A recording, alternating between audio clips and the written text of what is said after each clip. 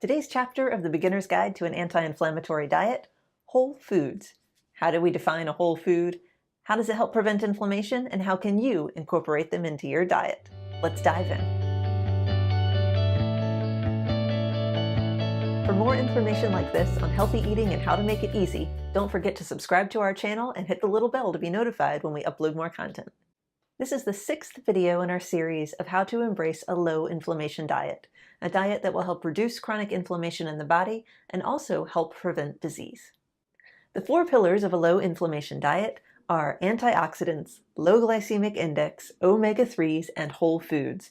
Today we dive into the 4th of those 4 pillars.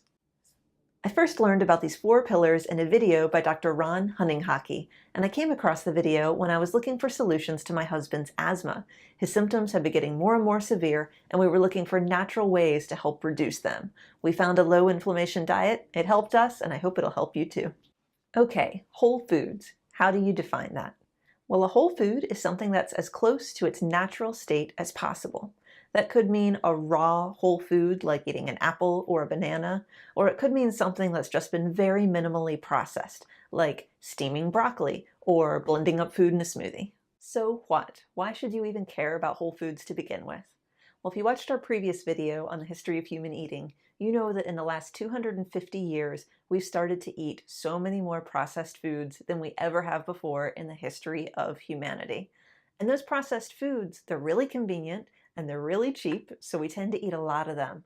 But the food is processed in a way to really concentrate the flavors, and that can lead to the foods being more pro-inflammatory. For example, a lot of processed foods incorporate refined carbs and added sugars, and that can really raise the glycemic index of the food.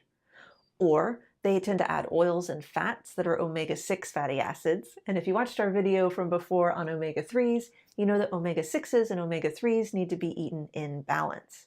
So when you cook with your own foods, instead of buying these processed foods, you know exactly what's in it.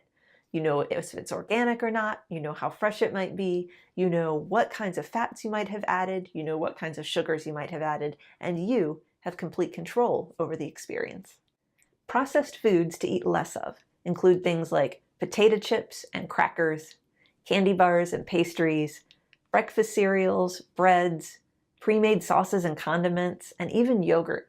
All of those things tend to have a lot of added sugars, added fats, and things that you just want to avoid in your diet whenever possible. If you're eating fewer processed foods, you might be asking yourself, what can I eat instead that's still going to be really convenient? Well, fortunately, in recent years, the grocery stores have started to stock more and more foods that are made from whole food ingredients. This is great news for us folks who want to save a little bit of time and energy. So, a few examples. Maybe you eat sugary breakfast cereals in the mornings, cornflakes or something like that. Look for a muesli instead that's made with whole grains, dried fruits, and no added sugars. And if you want to make it a little bit sweeter on your own, you can add more fresh berries or a little bit of honey for a nice whole foods breakfast. Maybe you like to eat crackers. There are lots of cracker options available now that are made from whole nuts and whole seeds instead of processed white wheat flour. For sauces, condiments, and yogurts, look for something that doesn't have any added sugar to it.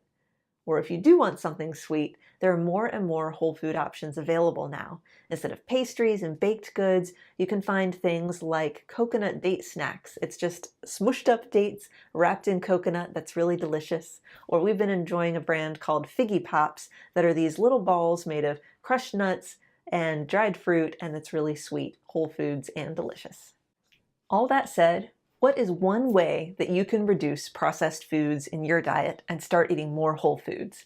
Let us know down in the comments below what's one easy swap or substitution that you can start making starting today. If you like this video, don't forget to give us a thumbs up. And if you learned something, please share this with a friend. Also, don't forget to hit the subscribe button and the little bell to be notified whenever we upload new content. If you want to read this in blog format, there's a link down below to our blog. And there you can also sign up for our email newsletter for weekly tips and updates on eating healthy and making it easier. That's it for today. Thanks for watching, and we'll see you in the next video.